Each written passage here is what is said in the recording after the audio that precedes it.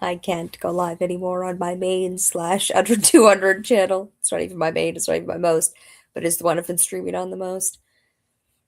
I misunderstood my last broadcast, which was on the 888 one, and thought I was on the other one. But let's play this one about school shootings and then the next ones.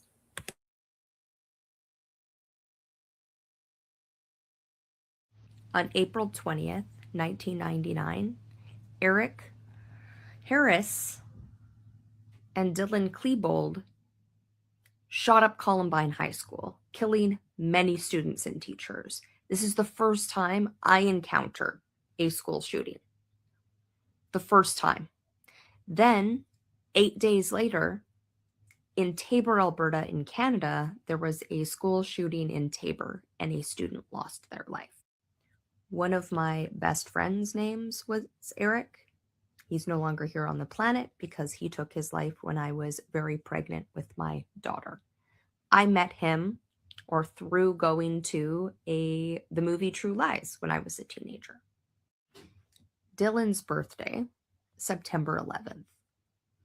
He died having murdered many other students and then taking his own life before September 11th became known as September 11th, since Columbine happened in 99 and that happened in 2001. April 20th, Hitler's birthday, 420, pot smoking day, the world over, I assume. In 2023, Allie Priestley lost her friend on April 20th and co-opted every death since and made his death all about her while it was going on. That also happened to be her friend at the time, Chris's birthday, who would go on to no longer be her friend. April 20th, the date Columbine happened. When I was in high school, long before Columbine, or what felt like long before, really a few years before, I went to a high school dance out in Taber, Alberta, at that same high school with Ryan number 2. That happened to be Ryan number 1's birthday that we went to that dance. And then the shooting that happened right after Ryan number 3 and I broke up, Columbine, then Taber, happened at that same high school on Ryan number 3's birthday. I wouldn't find all of that out till 2023 when the signs and symbols clicked into place, but nonetheless. Also, St. Pius High School, another school shooting in Canada, the only other one that was really named and known, October 27th, 1975, 5 years before I was even born, and yet that would be the same date in 2012 my friend Eric took his life. Not even get started on the popes and the pope that one was named after, and the recent signs and symbols with a recent celebrity death, James Van Der Beek. We're just going to leave this here. I'm living the weirdest existence of all time, and you're all ignoring it. You're all ignoring it when I have the answers to all the school shootings, all of world peace, everything. Every fucking thing. Come, create or don't. On April 20th, in Mean Girls, the Mean Girls think Janice Ian is a lesbian because she's Lebanese. Let's just find that scene. So, can I help you? You're Puerto Rican? Lebanese. I feel that. So that's the Lebanese in Mean Girls. The Lebanese in True Lies, I don't think there is, but you correct me, please, if I'm wrong. The Lebanese in The Matrix it's where Keanu Reeves was born. And 1982 solidifies the Lebanon. Let me show you. In 1982, on June 6th, Israel invaded southern Lebanon. That is my sister's birthday, and my mother would have been pregnant with my little brother, who then she gave birth to on this date when the newly elected president was assassinated on September 14th, 1982. There isn't much in the news because even now, when I Google that birth date, it comes up as the day Grace Kelly died. This event led to a couple days later, the Sabra and Shatila massacre, which started on my dad's birthday, September 16th. It's considered to have ended on September 29th, which is just my aunt's birthday. So, Lebanon's date of independence is November 22nd, which happens to be my mother's birthday, although she won't be born until 55. I got that wrong. 55. A different. I was like, yeah, no. I gives birth to my sister in 77. This is also the date JFK is assassinated, and June 6th, the date that JFK's brother died. In Mean Girls, Rachel McAdams got her Hollywood star this year, 2026, on January 20th. So I looked up who came after. And the Eiley brothers did. On January 28th, the two living Eiley brothers got their Hollywood star for the entire band. Didn't know who they are, so of course I looked them up. May 21st, 1941 is Ronald's birthday. Not really a big date, but name Ronald is my mother's half-husband. Ernie shares a name with one of my grandfathers, and his birthday is March 7th, the date my great-grandmother, who was born on October 7th, died. My other grandfather, not named Ernie, his name's Donald, in fact, shares that birthday, April 1st. Not 1939, I'm guessing. Marvin shares Malcolm Jamal and Robert Redford's birthday of August 18th, and he died on June 6th, my sister's birthday. And the final member, the youngest, who died when he was 11, this is erroneous, and he died in 1954 after being struck by a car. A lot of Black musicians coming up in the signs and symbols this week. The ridiculous slave hymn fiasco with forgot his name, Carlos Dillard, and then the arrest on Instagram of I Heart Memphis, who I didn't know existed before Adriel streamed him, and then Carlos's friend in the comments, Aries Kennedy, who barely a musician, I believe, but Kennedy, and I believe also Black. I might be wrong on that though. And then the band, who got their Hollywood star right after Rachel McAdams. Rachel McAdams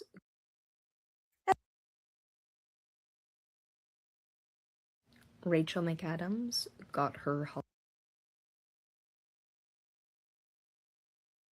There's a news article about a woman attacking another woman in prison. And that woman doing the attacking got 22 more months. She's in prison for beheading her mother, stabbing her 100 times, and admitting to it right away. That happened on July 20th, hence the comment. Like right after. You can tell how recent these videos are. Not days old, not even an hour old. 22 minutes ago. How fun. All right. Now, the one in the description, which might be easier to just grab it from the description, because God knows I have way too many things open. Let's learn about somebody who claimed to be the Messiah before converting to Islam. The way it was like something bad happened. He converted to Islam. I was like, is that really worse than getting nailed to a cross or killed? I don't. Weird. November 22nd, 2024. Lebanon's Independence Day. Most have been forgotten. It's only 7 minutes and 30 seconds, and hopefully we don't get a... There's been a few Messiah figures that have come up in Judaism through the years. Most have been forgotten, most were flash in the pan. But one of, if not the most famous Messiah, came in the modern age in 1666. And while today this person, Shabtai Tzvi, is mostly dismissed, tied to stories about him marrying a Torah or dressing a fish up as a baby, which both happened, At the time, this movement was thought by many to be the future of Judaism and the dawning of a new age. This is the story of the erased Jewish Messiah. Let's skip over the crazy stunts Shabtai did when he was younger, as he went around mostly failing to convince people that he was the Messiah. Instead, I want to drop you into when others started to believe. To set the stage, the year is 1665, and at this point, Shabtai Tzvi has basically given up on believing he was the Messiah. It was kind of a childhood fantasy he was thinking. He was a manic depressed wanderer. He had some success in Jerusalem, but he goes to visit a 20-year-old mystic healer, hoping to get healed. The two have a great meeting, which I'll tell about in a sec, and then Shabtai Tzvi takes off. So a few weeks later, inside of a synagogue in Gaza, many great rabbis of the Ottoman Empire had gathered. Among them was this 20-year-old who had already made a name for himself, not only as a healer, but also as a master of Kabbalah. Caught up in the fervor of prayer, this mystic Nathan was dancing, jumping up and down, getting more and more into the moment, until he jumped down and collapsed, not breathing. They called in a doctor who pronounced Nathan dead and put a sheet over his head. From below the sheet, they heard a voice, and when they lifted it up, the voice continued, no lips moving. It said, "Heed the words of Nathan, heed ye Shabtai Tzvi." It repeated this over and over, "Heed ye Shabtai Tzvi." And then he got up. When he woke, the surrounding rabbis asked him, "Who's Shabtai Tzvi?" And he said, "A few weeks ago, this man came to me wanting to get rid of his depression, but I'd seen him before. In a vision, Shabtai Tzvi is the Messiah." Now, this is 1665. Prophecy wasn't exactly happening left and right, but it rang true. It was done in the same way as others who had had visions a century ago, like Joseph Caro. They believed him. I'm playing fast and loose with the dialogue, but this is surprisingly well documented, or rather, Nathan started writing letters about what happened, and that turned into a game of telephone, and that's how we end up with this. But something happened there. There was an event. Nathan did impress these rabbis. Rumors had been flying around of how close end times were, of how the war to end all wars had just finished in the East, of how the harbinger of the Messiah had already come. The rabbis, impressed, went off to their respective communities and started telling them that the Messiah had arrived. And Nathan sent letter after letter spreading the news. He wrote, "The Ottoman Sultan will crown him as the new leader, and the Jews will be transported to Israel." An ancient writing was found, and here's what it said. "Behold, a son has been born to Mordechai Tzvi in the year 5386, and he will be called Shabtai Tzvi. He will be the true Messiah." Okay, Nathan actually forged this letter. He yellowed the paper, he burned the edges, but it was very convincing. People legitimately believed it. In Amsterdam, for instance, many gathered their belongings. They sold their homes. They stopped working in their shops in anticipation. And in cities across the world, a lot of people started having similar visions to Nathan, pronouncing Shabtai Tzvi as the Messiah. The Messiah is here. Now, Shabtai was on the move. He comes back to his hometown. This is a place that he'd been thrown out of years back. But now a crowd of 500 marches behind him. He comes to this synagogue and bangs on the door. "Let me in. Let the Messiah enter." When they won't, he takes an axe and chops the door down. His crowd comes rushing in, and the non-believers were silenced. And there, after asserting he was the Messiah, he appointed followers as the new kings to rule the world. "You will be in charge of Rome, and you, when I rise, will be in charge of the Ottoman Empire. This is a new era." He takes off to meet the Sultan. The word is spreading. The Messianic age was about to begin. As he heads there, Nathan keeps writing letters. Throughout Europe and the Ottoman Empire, Messianic fervor was in the air. Shabtai gets on a boat, but while they're in the water, Ottoman forces take it over. They'd heard about these million or so followers. So the Ottomans take Shabtai and imprison him in a tower. That's here. But there, his legend only grows. He bribes the guards and they let him live in luxury as others visit. And around him, his followers sing, they pray, they make animal sacrifices. He calls this his Tower of Strength. Now, there were a lot of doubters as well. And one of those comes to visit. He says, "You're not the Messiah, as I am the true Messiah. Shabtai disagrees, and for days they debate, until finally this doubter turns to the Ottoman Sultan. He goes over there and says, Shabtai is gunning for the throne. So they bring Shabtai to the palace. The Sultan gives Shabtai a choice. I hear you're the Messiah, so I'm going to give you an option. Convert to Islam or die. So Shabtai, he converts. He leaves the palace, now Mehmed Effendi, a Muslim. And he's demoted from Messiah to royal doorman. And he moves here. Now, the movement isn't really sure what to do next. Is Shabtai still the Messiah? Is he secretly Jewish? Has he embraced Islam? Should someone else take up the Messiah mantle? They really didn't know. And the various leaders,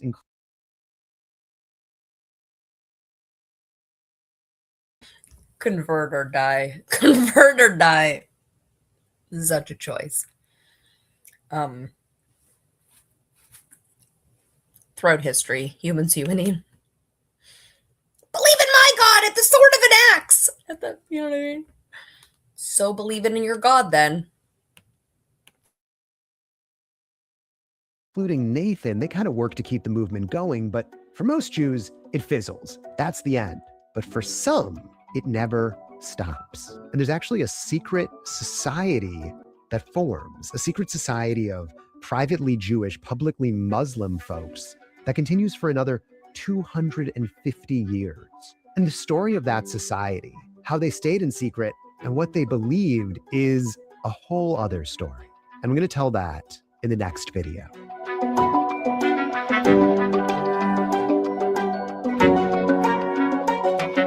This is my second video telling the story of Shabtai Tzvi, and I'm telling it again because I got obsessed. There was so much to learn about. Look at these books behind me. See that one? That's the Shabtai Tzvi. That's an 1,000-page book by Gershom Shalom. I read most of it, and then I interviewed people. It was a whole process because there's new scholarship since he finished it. I read most of it. I really did. It's a good book. Anyway, I wanted to share the long fallout of what happened next. In the next video, it's the secret society, and then it's the story of a copycat messiah that fewer people follow, but the story itself is way, way crazier than this one. So I hope you stay with me. I hope you enjoyed this. I ordered myself some new glasses from this company called Kits. Oh my God, I'm so excited. This is Mean Girl Day. Weird that the next one is not past November 22nd, but a year later on. Also, eyeglass wear, which is where I went on January 20th, and where that's the date Rachel McAdams got her star this year. It's also the date President Trump became President Trump again. Jewish traditions in private and Muslim ones in public, but really aren't quite either. They've kept themselves secret for 350 years, growing to 100,000 at their height. I stumbled on them by accident when I was learning about this mostly forgotten messiah, someone who they still believe in. This group kept themselves secret for so long by building underground tunnels, hidden rooms, living second lives. For the last year, I've been chasing them down. Who is this group? Why are they so secretive? And how have they lasted so long? This is the story of the Dunman. You see, in 1666, the majority, or at least a third, of Jews believed that the Messiah had come, a guy named Shabtai Tzvi. That was my last video. Most of his believers lost faith in him when he converted to Islam, but a few hundred families followed him, and this community grew and grew for hundreds of years. They took root in Salonika, in Greece, and soon after they form, they break into 3 different groups, and those groups won't even marry each other, but these groups do share holidays centered around Shabtai Tzvi's, their Messiah's, life. And they have this unique set of commandments. To the outside world, they present as Muslim. They appear in mosques, they wear the clothing, but in secret, they follow many Jewish traditions, like celebrating Purim and singing Kaddish and lighting Shiva candles, morning candles, in the Jewish way. Rule number 1 was you don't talk about it to the outside. In some neighborhoods, they built secret passages between their houses, leading to windowless rooms where they could hold their prayer services. They had secret prayer books and candle vigils by the sea, waiting for his return, waiting for their Messiah's return. And they had their own cemeteries, which meant they weren't completely hidden. Outsiders knew something was up. Rumors started to spread, and I'd love to pin an exact year on this, but they kept spreading again and again and again. So I'm going to summarize all of those various rumors very quickly. But rumors started to spread that they existed. A small leak here or there. They became a lightning rod for conspiracy theories. I mean, come on. Secretly Jewish Muslims? Yeah, no one likes that. Sounds like a great way to upset everyone. So the accusations ranged from orgiastic wife-swapping rituals to toppling the Ottoman Empire and then running the next one, which, no, they didn't do that. Their very name, Dönme, is a derogatory term meaning turncoats. They prefer Maminim, believers, or even Salonican, but Dönme stuck. So for decades, centuries, they kept it all secret. They grew to about 100,000 people by the end of the 1800s. And it was at this point that more and more had gone from more fundamentalist beliefs to liberal cultural followers. So some small details did start to leak. But with all of the conspiracies, I just mentioned a few, it became near impossible to separate fact from fiction. Conspiracy theorists quoting academics, academics quoting conspiracy theorists, a long cycle of dubious sourcing. And most of the evidence is gone. In 1917, a bunch of Salonika was burned down, the Jewish and German neighborhoods. And as part of the great population exchange of Greece and Turkey, the Dönme moved to Istanbul, mostly without their belongings, driven into poverty by the wealth tax in the 1940s and a pogrom that happened in 1955. And a bit of an effort after that, in part targeted this community, and they slowly died away. But in 2015, a scholar, finally, after 300 years, told their story. Now, a quick aside for how he did this. First, he taught himself their near-dead languages. Then he hung out at the one known remaining site of the Dönme, their cemetery. And then he waited for people to show up and visit their graves. When people did, he offered to translate their old family documents. These were things that even they couldn't read. So when certain families accepted, he learned their story. He spent 20 years in deep primary research, interviewing, reading, learning. In his book, he says 3,000 still exist. I wanted to better understand, who are they still? Why do they still want to stay secret? But to answer that, I'd need to find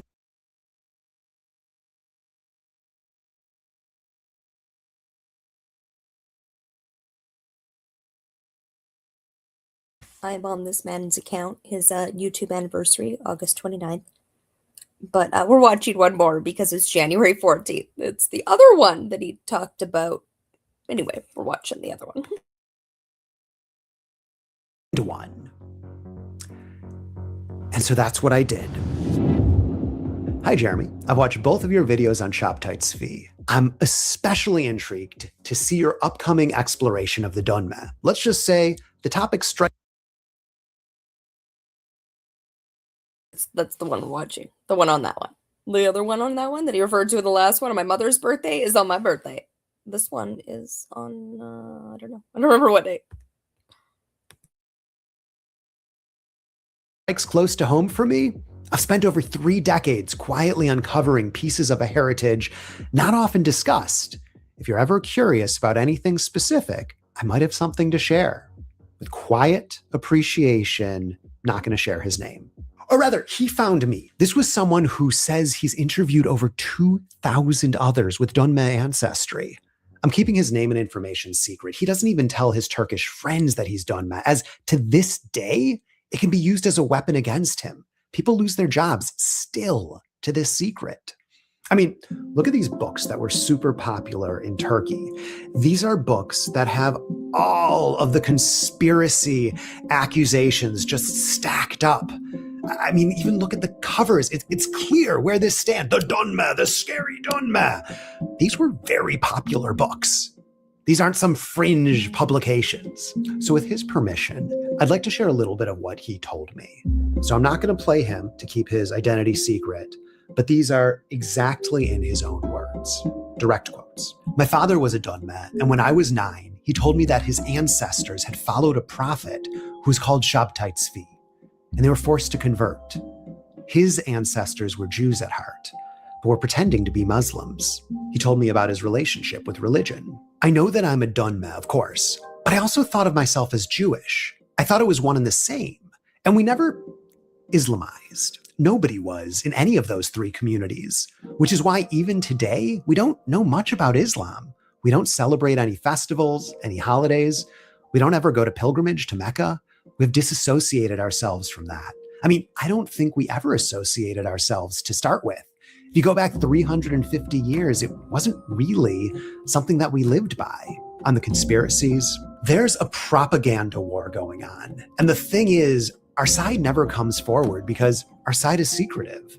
And we need to be secretive because there's so much negativity surrounding our heritage that nobody in his right mind would come forward. He helped many get passports as the persecution was now, today, still so bad. There was a woman, he told me about this, who wouldn't even tell her husband she was Dunme, even though it cost her the ability to leave her country. Today, well, here's what he said. In the year 2000, there were like 20,000 Jews of Turkey. Today, there are fewer than 14,000. So they're going away, people mostly over the age of 50. So they're not going to be reproducing anytime soon. So the Jews are dying off. The Dunme are not appreciated. So yeah, for all those reasons, if the Dunme history is never written correctly, and the only history that is written about us are full of conspiracies, this is just a small video that barely scratches the surface, talking about this deep, rich community. And even I mentioned the conspiracies, because how can I not? It's what gets covered. Ultimately, this isn't some boogeyman of a community. I can say with confidence they weren't the driving force behind the Young Turks. Ataturk was not secretly a Dunme, despite what half of the people in Turkey believe. The Dunme are not the reason the Ottoman Empire disintegrated. It's just too easy to point fingers at this group as the ultimate other. What this is a community that toes the line between religion and what some might label a cult. A branch of one religion versus a complete breakaway. It's not quite so black and white. With the Dunme, we have this encapsulation of the gray area that, I can feel separates and ties these two religions together, which is what makes it so interesting to me, but also so dangerous. Even today, there are descendants of the Dunme who are surprised when they learn about their heritage, sometimes proud of it. And also today, there are the small few who still believe.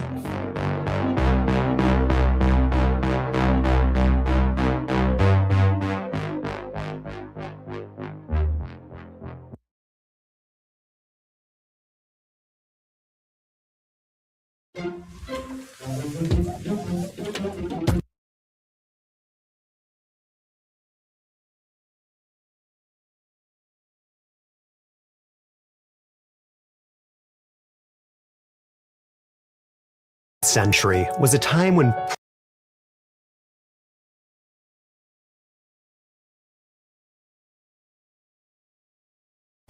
January 14th, 2021. Long before signs, 2 years before Signs and Symbols. practically everyone in Europe and the Middle East was expecting the Messiah to come. There's a mass messianic hysteria, with people prophesizing in crowds in public. You needed just one spark for the entire powder keg to blow. And that is what happened with Shabtai Tzvi. In Smyrna, as a teenager, he began toying with practical Kabbalistic ideas, challenging his rabbis, and starts wondering, am I the Messiah? The Jewish authorities there don't love this, so they kick him out of his hometown, and he starts traveling from city to city, sometimes making an impact, sometimes getting banished, sometimes both. He ends up in Jerusalem. Now, at the time, it was a poor, tiny community, and they loved him there. He was charismatic, and he had a beautiful voice. He was quite possibly the first person to set Jewish songs to the melodies of other cultures, and we're not just talking Adon Olam here. They gave him the high honor of raising money for the Jerusalem Jewish community. So he starts regularly moving between Cairo and Jerusalem. Once, on his way back, he stops by Nathan of Gaza, who's an important Kabbalist. Shabtai tells him about his swinging mood changes and that he wants help correcting his soul, what practical Kabbalists were known for. Nathan of Gaza quickly comprehends that the numeric value of the letters composing Shabtait's full name is the same as several messianic references in the Bible and says, "Sorry, you don't need correcting, because you are the Messiah." Shabtai loves this idea, and together they head to Jerusalem, and there, in public, he declares himself as the Messiah. "We're going to make a fast day, the 9th of Av, a time for feasting. Why mourn? We're just on the verge of rebuilding the temple." Some were turned off, but many people started believing him. So, why? Here's the main theory. In Jerusalem in 1665, they likely weren't aware of the Khmelnytsky massacre, where 8 years previous, an estimated 100,000 Jews were killed in Ukraine. So it probably wasn't looking for a person to give them hope following that. And it also most likely wasn't due to the influence of Lurianic Kabbalah, as that branch of Kabbalism didn't become widely popular until a bit later. Rather, it was simply the ubiquitous messianic fervor in the culture at that time. People deeply believed the messianic age was coming. Shabtai offered hope, saying, "We'll reconquer the land of Israel and redistribute it among the resurrected 10 tribes." And Nathan writes many Jewish communities, spreading the word. The Ottoman Sultan gets heebie-jeebies of the reports of what's going on and has Shabtai come to Istanbul. So if this guy is the Messiah, he's on his side. And if he's not, then he'll shut him down to keep the peace in the empire. Riding in on a horse with a saber on his side, notably 2 acts prohibited to Jews in all dhimmis at that time, he enters the city and is surrounded by hundreds of people, confident that he's the Messiah. At this time, in 1666, we have heavy evidence that most of Jews in the diaspora, from Yemen to Amsterdam, are believers in Shabtai Tzvi. Synagogues had prayers for him. His picture was printed next to King David's in many prayer books with an inscription, "Save our people." And Jews who opposed him said, "We are living in messianic times, but Shabtai Tzvi is not the Messiah." But they couldn't say this out loud, as they'd be beaten. Sephardic and Ashkenazic Jews had a similar response. Sabbatianism helped unite the diaspora, showing that both sides had the same issues and expectations, and the same messianic craze. These were Jewish communities that had never spoken to each other before. So the Sultan calls him in and says, "People say you're the Messiah, which means you're immortal." Shabtai says, "Maybe, maybe not. So let me do this," says the Sultan. "I'll have my archers hit you with their arrows. If you die, so be it. You're an imposter. But if you don't, you are the Messiah and I'll bow down to you." Shabtai apparently says, "Is there an alternative?" And the alternative is converting to Islam. We don't know exactly what happened, but Shabtai leaves the palace proudly wearing a fez, having converted. Now, Nathan of Gaza doesn't let a little thing like their Messiah switching religions stop the movement. He gets ahead of it and writes letters across the diaspora saying Shabtai is still the Messiah. The function of the Messiah is to redeem holy sparks throughout the world, and only the Messiah can go to the dark side. Islam, the 1660s were a bit less PC than now, to redeem sparks from even there. Most Jews don't buy this. They're shocked and wondered how they can atone for the sin of believing in him. They fast and do self-flagellation. And they remove evidence of him having been such a big deal from the histories, reframing it as just some crazy blip. But others consider his conversion a martyrdom of sorts. What he taught is now more true than ever because he willingly sacrificed himself. After he converts, Shabtai lives in a Turkish palace under house arrest with his disciples by his side, and people from all over the diaspora flock to him, their Messiah. Despite converting, he still sang Jewish songs, ate kosher, and celebrated the holidays, declaring it was Shabbat on whatever day of the week he saw as fit. Some followed him in converting to Islam, the Danma. They secretly practiced Jewish traditions within Islam. This group lasted for hundreds of years. In the 1920s, they numbered 15,000. And in 1676, 10 years after he converted, Shabtai died. His disciples kept spreading the idea of Sabbatianism, leading to a line of messianic figures to follow. But the rest of the Jewish world, most Jews, needed to do something with the Kabbalistic legacy he used and abused. There was a search for how to follow Kabbalah properly now? And 100 years later, Hasidic Judaism would provide that answer. It came not necessarily to get rid of the messianic ideas in Kabbalah, but rather to interpret them in a completely different, more kosher light. To learn how and why Hasidic Judaism began, changing the face of Judaism with it, watch the next video in this series. Make sure to subscribe for... Hasidic Jews are known to many as those quirky people walking in the center of Brooklyn in the dead of summer in silk kaftans.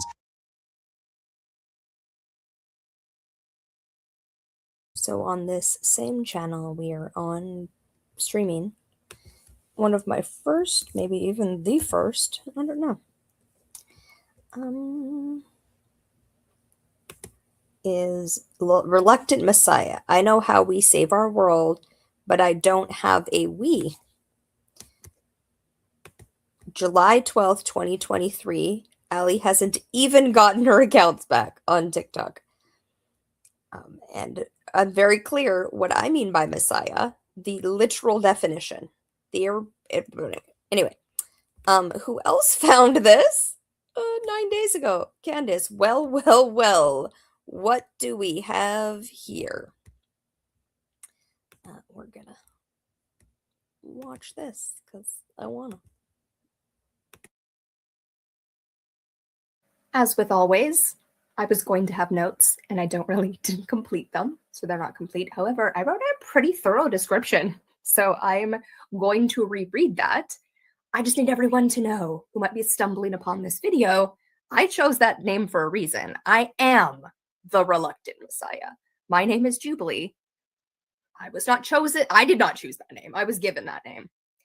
And I know how to dismantle capitalism and create a world that works for everyone. We're going to play my 5 projects video that I stitched together from May of 2022.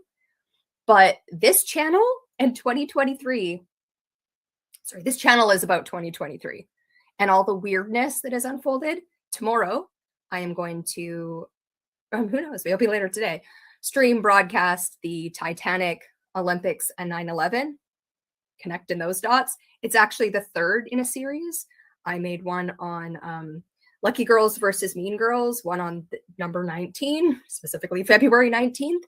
And this is the 3rd one, the Titanic one. We're going to watch them in reverse order instead of in the order that they were made.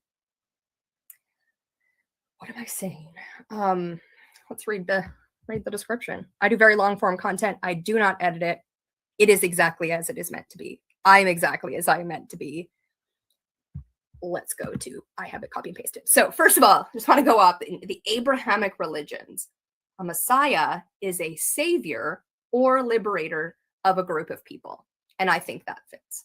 For some reason, the term Reluctant Messiah, and I was like, nope. And then I looked up the term Messiah and I was like, no, actually, that absolutely fits. I'm Jubilee and I'm here to set all of the enslaved ones free. And I mean all of us, even though all of us aren't. Some of us have much more freedom over our own lives than other people, but nobody has complete freedom over their own life. Our society is designed that way. And the more people are actually free, that is, the more they have money and resources, the less connections, real connections they have. They might be able to network, but they sure as hell can't be vulnerable and get real with each other. And people get lots of signs from the universe as to what I'm supposed to be doing. And it's not going to look good. And I'm good with that. But in 2023, long before 2023, there was a blip in time at the end of January where I was able to feel what it was to be in real flow, to be planted at the center of my Venn and have trust, have actual faith that everything will work out, because it was absolutely working out. And it still is. I'm still resourced by the universe. However, I know as my logical self, without other humans to pass stuff off to, this is not sustainable. But I was attracting.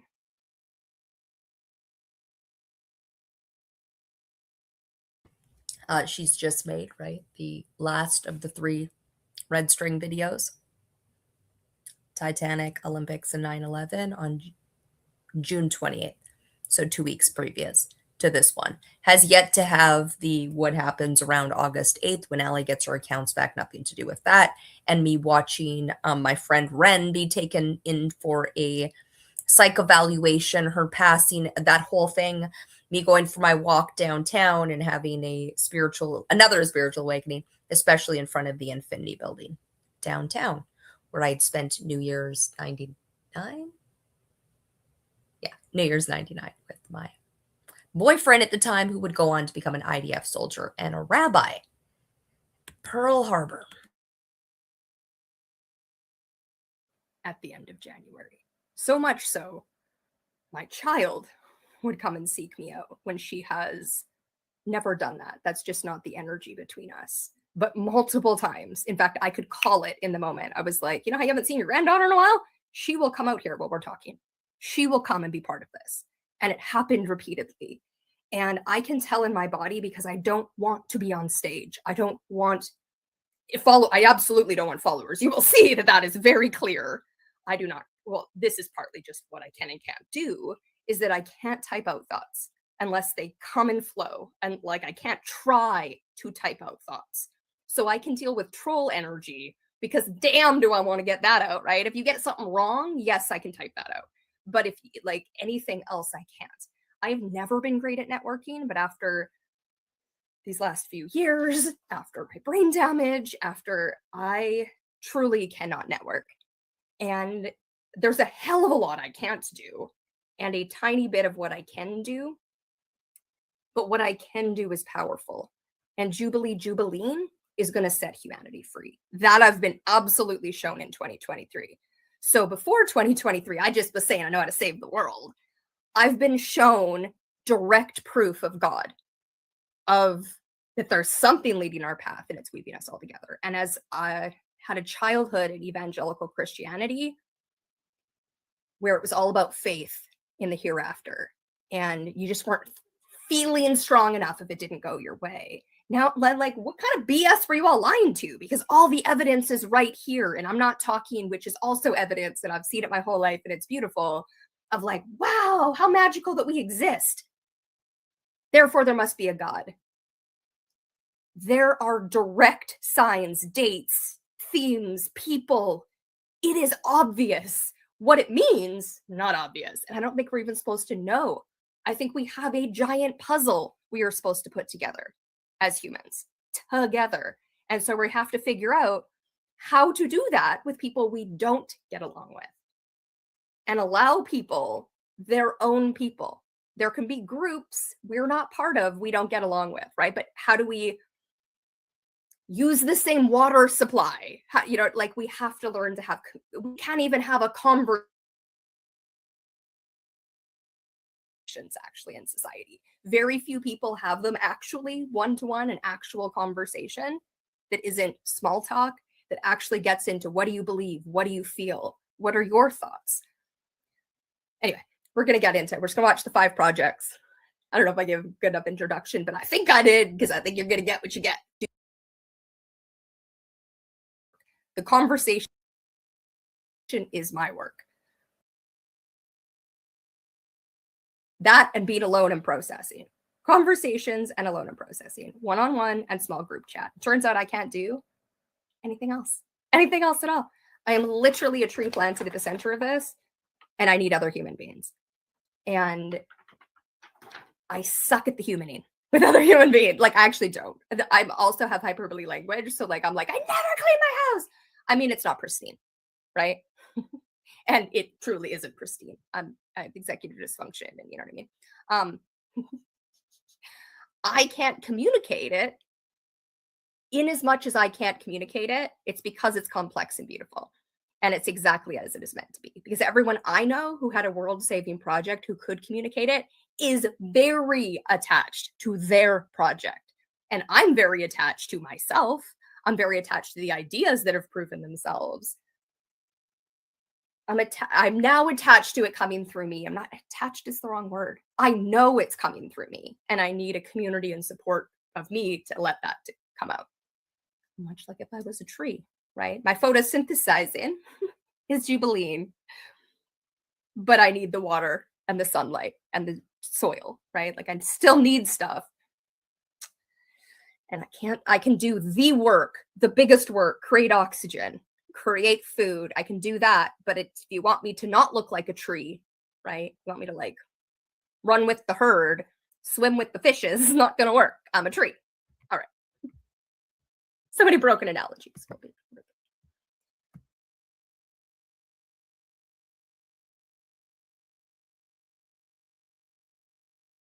So many broken analogies. Right? I don't think of a fucking tree. That psychiatry truly can't tell the difference should worry everybody.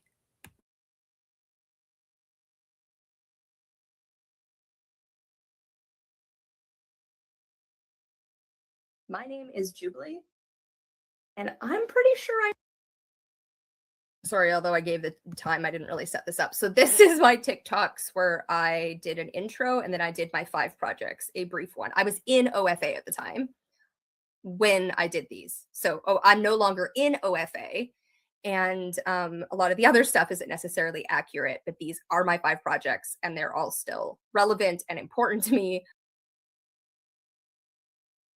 Fun. I don't know which one came up on Candace's FYP first, but what do we have here? My very first video. What have I done? Literally saved the world already with the Zero State Solution to World Peace. She doesn't know it's called the Zero State Solution to World Peace because October 7th hasn't happened yet, 2023. I've created solution raising, idea cafe, all the things that I was saving the world in 4 to 6 hours a week, peer coaching, weave, etc. It's already right the fuck here for anyone to wake up and come help build. But 2023 has shown me that I can be in flow and be doing other things that don't look like these 5 projects and still be empowering, still be doing exactly what I'm meant to be doing. So, but I would also really like these 5 projects to move forward because they save all of humanity very fast. Together, they are the key. Anyone who can see that can come help me create it. If you need me to convince you, that sounds like work. No, thank you. I know how to dismantle capitalism and create a world that works for everyone. But I've thought that for a couple of years. So I have become involved with or created 5 different projects that have the potential to create a better, beautiful world very fast. I'm going to rattle them off now, and then I'm going to do a video on each one explaining what they are and how they will save the world. Game B, Together Tech, One Free App, Solution Raising, and Peer Coaching. I have disabilities and medical conditions. That means I can't work like other people can. What I can do is what is uniquely mine to do. I am a spoonie saving the world in 6 hours a week. What I propose by nearly anybody. There is room for everybody.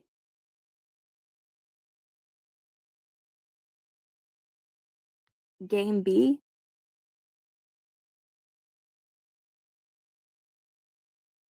is not my invention. I encountered this community over 3 years ago, and it felt like coming home, finding people who wanted to talk about the things that I talk about: dismantling capitalism, governance, creating a world that works for everyone. Game B is a placeholder for a future system that comes after this one, currently dubbed Game A. Everything from agricultural revolution through capitalism, communism, it's all Game A. And we're trying to find a Game B.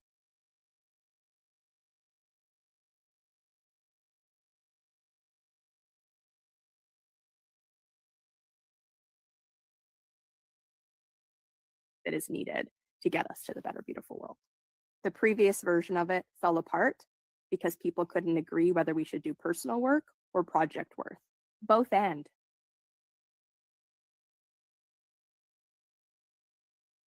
Game B,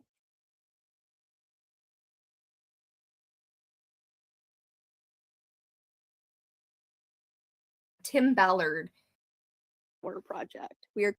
And the so while we were watching those, as happens, I got a DM from one of the people I mentioned in that, going through similar to what I'm going through, looking she's looking for a continuous audience so people have context. I haven't fully watched it because I was also listening to that, but yesterday, well, at Tim Hortons, having listened to Tim, I'm gonna call him Tim Burton every time, Tim Ballard, and Fun. So all of that happened on July 11th. The Tim Hortons, Tim Ballard, which is also the day that Carlos was on the Three Black Guys and a Mic podcast in 2017. Is now that number, that date is stuck. Kyle Cease had the conversation where February 19th, 2014 came out of Tim's mouth.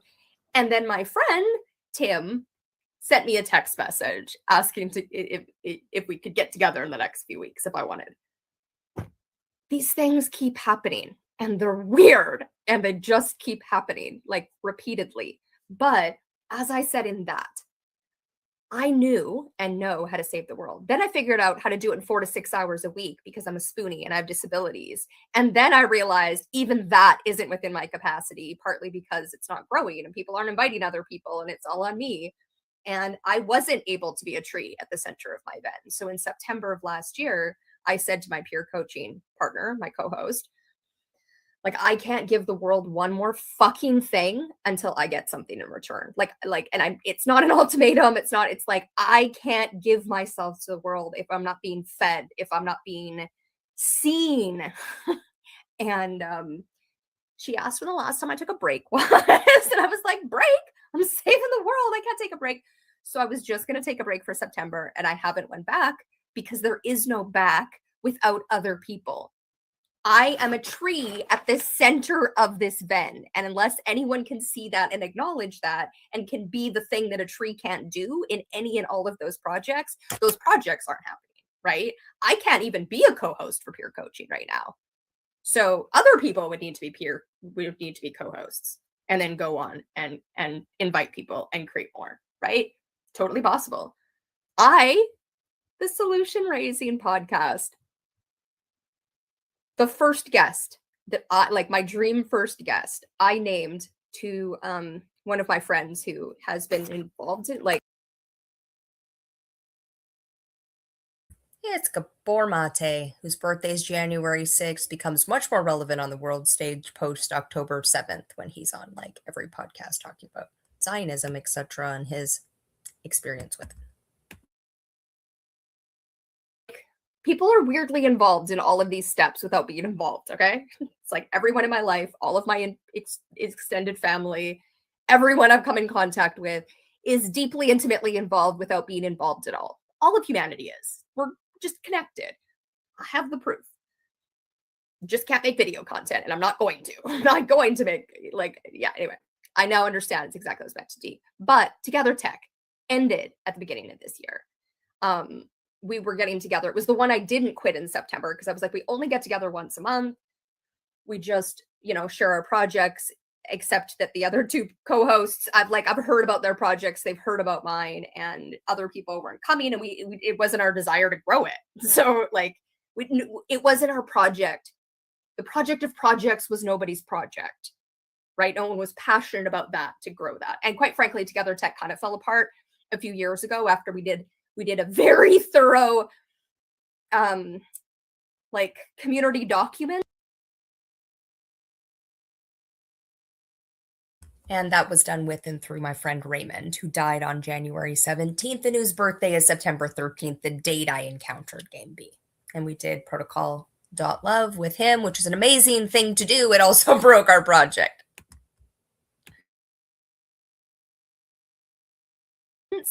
Called Protocol.love, which is amazing. It's an amazing process to go through.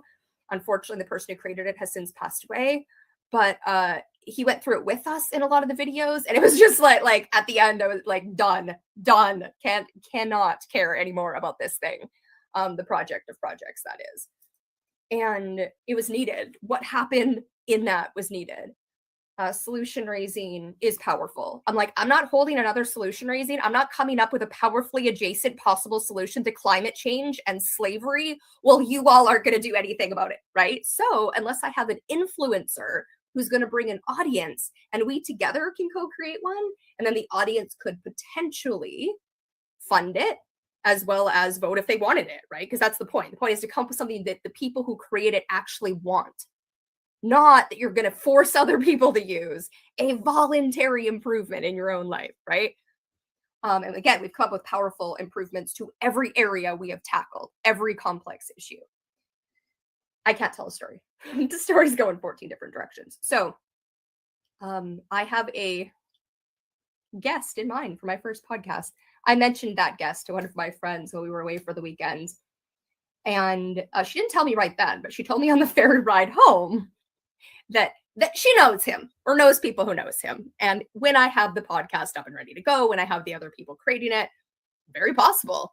Not only was that all like, I was listening to a podcast with two other people who are it was Russell Brand and the Diary of the CEO. And in that, they mentioned my first guest. It's like, all right, that's not right after the February 19th came out of Tim Ballard's mouth, right after all the signs and symbols with Russell Brand that happened that we're not getting into. Russell Brand and who I was calling Aubrey, that I don't know why I thought that man was. This is what happens when people have a brand, Diary of a CEO, and not their name, right? Steven's his name. It's not. Anyway, what was my point? I know his name now. I don't know. Who knows? Together Tech ended January 7th. That's the same day that the 2023 stuff that Jane made a video standing up for Ashley Miller. We're not getting into the 2023 drama stuff. That will be Lucky Girls versus Mean Girls for that video, which will be the last one out of the three. Together Tech ended. It was the one I held on to. Solution Raising will be a podcast with influencers once it's able to be a podcast, once people are able to, when I just have to show up and can be a tree at the center of this bed, right? Once I have somebody who's willing to contact and set up with the other people, the universe will provide. I need someone who understands what I can't do and can do the matching to that, right? Which is it's not how you be an entrepreneur. It's not how you have a project. It's not normally how things are done. You have to be everything for your project, everything, until you have enough resources to outsource. Outsourcing is already too many resources. Just explaining what I need, figuring out what I need is already too much. I need people who can see the I don't know in it and can see the what is being done and what isn't being done and can find their piece in it. I'm no longer willing is the wrong wording, but no longer willing to work on a new project of somebody else's or a new project that isn't what is coming through me, because I know what is coming through me is powerful. So it doesn't mean we're never going to co-create something new. I don't want to continually burn things down to the ground and be like, we're starting fresh. But even then, you're not, because there's no fresh to start. There is something powerful that has been coming through me for years. And 2023 has made it even weirder. So before I just knew how to save the world, right? It was a technological cooperative. And actually, it's just that other people couldn't see the big, powerful vision. I can give the elevator pitch. A technological user cooperative, global. We all own it together. That's it. That's what I was trying to create. How everything was chicken and egg. Everything is I need the food one. I need the science one. I need the political one. I need all the things so that people can function, because people aren't functioning and I'm not functioning. So I could do the meta, but I can't do the mundane. And that's what I was going to do and never got around to, eh? That reminds me. Okay. I'm on another screen now. In Abrahamic religions, a Messiah is a savior or liberator of a group of people. I think that fits for me. My name is Jubilee, and I know how to set humanity free, but I'm allergic to stress. I don't know how else to explain that. Cannot handle stress. But it's also because there's some stress I can handle. When in flow, I feed off of trolls. That's stress. I don't know why it's this one and not this one. And part of my issue, let's get into all of it.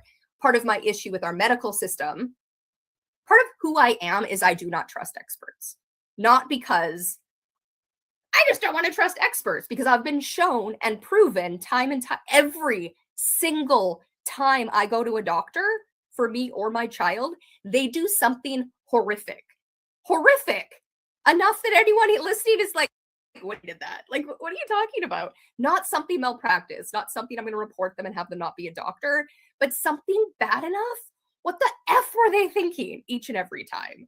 The clergy, when I was a kid, right? They were the experts, your parents, seeing the Titan, okay? The people who go down in submarines pay millions of dollars to go down in submarines without, like, they think that physics doesn't apply to them because they have money. Those are the people in charge of our economy. Those are the people in charge of our politics. They're in charge of it all. They take high risk for their own selfish rewards. And I don't, there's a Dunning-Kruger graph, right? It's like, to bring it up, but you parked on top of Mount Stupid at the beginning of the Dunning-Kruger graph, look it up yourself. That is where all of our world leaders are. Every CEO of every company. Now, they might not actually be parked on top of Mount Stupid. They might be an expert in whatever field they're in. But the actual experts who have to slide down out of confidence, at least internally, and our world does not allow people to not project confidence and have people follow them. So they have to pretend they're confident, pretend they know what they're doing, instead of like, right, here's the risk, here's the reward, here, like, we have incentivized confidence to a pathological degree where nobody can say, right, no one knows this stuff, nothing's certain because everything's complex. I want to go with the certain one. Okay, you get Colleen Ballinger to run the world. You get Elon Musk. You get the narcissistic asshats who have way more estimation in their skill and how much people like them and how great they are than the actual thing, right? And so there are experts in each and every field. Distinguishing them from the non-experts and the overconfident, low confidence is why there's no experts. So that's the worldview I have. If it doesn't work, right? Because it doesn't work. It is exhausting to live in a world with no experts. The world hasn't gotten, the last 3 years haven't proven to me people in charge know more what they're doing. It just keeps proving it in the opposite direction where more people are waking up. The Titanic, the Titan submarine is how people run businesses. That entire industry, I can't. This is our entire world. The world is broken, and it's exactly as it's meant to be. We have done horrible, horrific stuff as humans, and we're exactly where we're meant to be to create the better, beautiful world. I know how. It's coming through me. We are going to go back to reading the intro. Okay. It's coming, yet complex and coming through me. Are we there? Free, but I am allergic to stress. That's what I was going to say. Doctors, every single condition. I don't know one that isn't made worse by stress, right? Name a condition. Stress is just the constant in our world. But when I would explain, I have all these conditions, the intersection of them is where I live. That's not the center of that Venn, right? The intersection of the accessibility needs, what I am, is the center of that Venn. But the intersection means even if I can function with no stress, once any stress happens, the intersectionality of all my disabilities means that I can't function. That's the allergic to stress. And no doctor seems to be able to understand that. They're like, well, we don't have a stress specialist to send you to. No fucking kidding. That's why you're all useless. But they can't. They're like, no, everyone has to just be able to deal with stress. It's like they didn't learn that there's things you don't know in med school, right? That like the human body, the world is a giant mystery. And I had to learn that from getting brain tumors. Of like, what do you mean? Not only do you not know how I got them, you don't care? That's not what your job isn't to figure out why our bodies do things or how to not get them to do things or how to get them to do things just to make money. Just to, like, it's not even a eureka moment. It's not even a scientist. Anyway, I got my own stuff to work through, but I don't trust expertise. This is a weird world to live in when you don't trust expertise. But they're like, the two analogies got combined. And so there's like the David versus Goliath of like, you know, a little person like with slingshot versus this giant. They have no hope of, and of course David wins against Goliath. Meanwhile, there's the emperor with no clothes where the kid's like, is naked. So it's like, there's a giant, naked, invisible person with their dick just swinging in everyone's face and no one else can see it. And once you see it, you can't unsee it. But also, you can't tell people. It's like, you don't know who just hit you right across the face. That's awkward. Anyway, back to the thing. I had to save the entire world to feel worthy. Then I had to go find inner worth to be able to do any of it at all. Knowing what the world does not, and does not want to know is lonely. I isolated myself and our personal world became quiet. In that quiet, 2023 has shown me the deep, intimate connection between us as individuals. I have the proof for anyone ready to see. Evangelical for authenticity and connection, while struggling with all of those areas. I don't struggle with authenticity, but I do struggle with connection. I struggle with all 4 areas: health, relationship, time, and resources. I can do the meta, not the mundane, as we're about to see. That's what evangelical for authenticity and connection, while struggling with all the areas of life. I can do the meta, but I can't do the mundane. I can do what no other individual seems to be able to do. I can jubilee. I cannot seem to do what most other humans can do: executive function to any capacity, or like network, contact people. I need people to contact me. No, you know, like if it's reliant on me to contact you, it's not happening ever. It's like, let me know when you want to get together. It's always going to have to be on the other person, always, except for the odd time, and even then, right, when I'm in flow. Anyway, and quite frankly, not even just getting together. I need someone to come physically pick me up, right? I'm a tree. How would you bring a tree out like that? I live in my bed and I do what is mine to do. Setting all of humanity free is mine to do. I need a village for my day-to-day life, an intergenerational family committed to helping Jubilee, the person, Jubilee, the verb. I am going to attempt to not repel an audience while not cultivating one either. So I'm going to try not to be a giant bitch, is I guess what I'm trying to say. Mean girls are sad girls. We're listening to the universe. The universe does, in fact, want me to be a giant fucking cunt to birth the world. So the right people will be joining me where I am, which is a giant fucking cunt. Also a little bit of a giant bitch. So it's like, yeah, that will be that bitchy energy on that channel. I'm still me though, right? I'm still am an Enneagram type 1. I have judgment and I learn from that judgment. If what people require is me not to have judgment, we're not going to get along, right? However, you're judging my judgment. So welcome to hypocrisy. You can't judge people without it reflecting on you. I know that. I'm meta judging. But other people aren't there yet. So I may never get there, right? So, but it doesn't mean I need to be a bitch.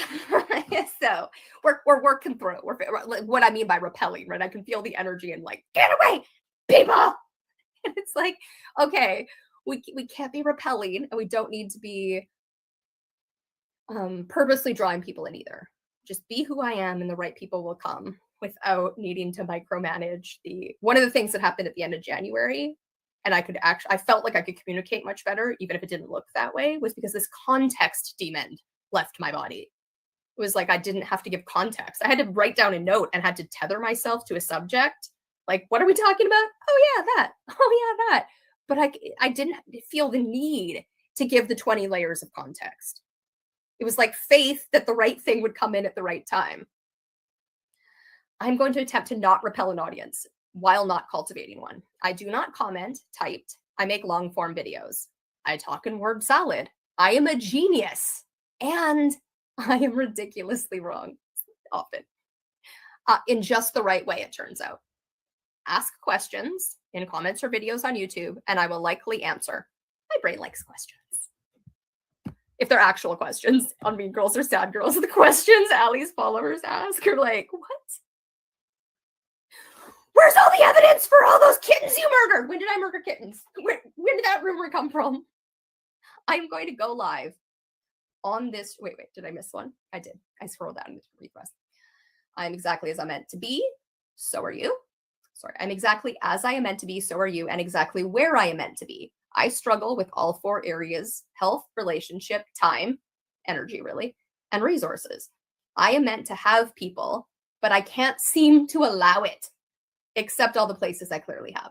Like, there's this like, I feel alone in all of this because there aren't people who joined me on my project, even though, again, I'm deeply intimately connected to the people who I can see are helping or doing things.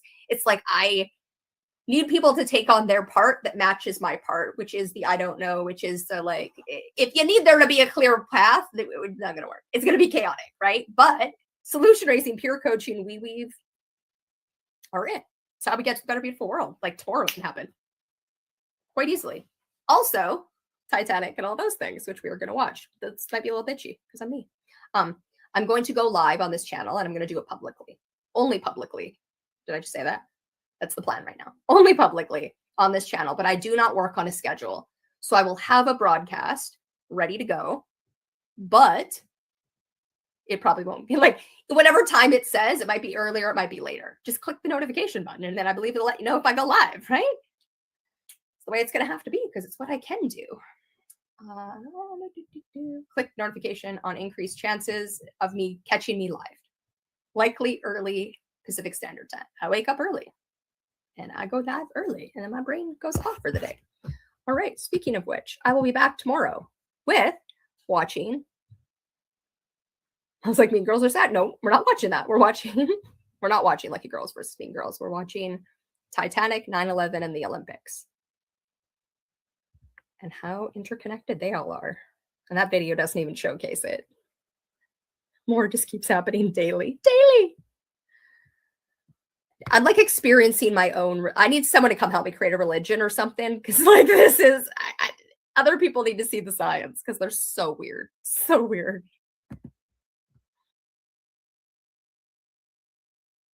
This is Democracy Now!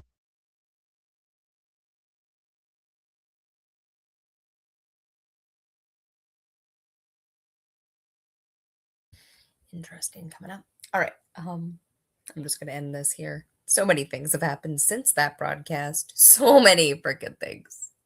I will not be unconvinced on the Jubilee because of all the evidence that is here.